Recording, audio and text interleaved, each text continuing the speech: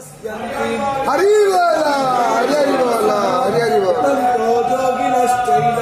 पश्यन्तात्मानवस्थितं चक्रो प्राकृतात्मानो नैन पश्यन्ति चेतसः गदादित्वं गतं तेजो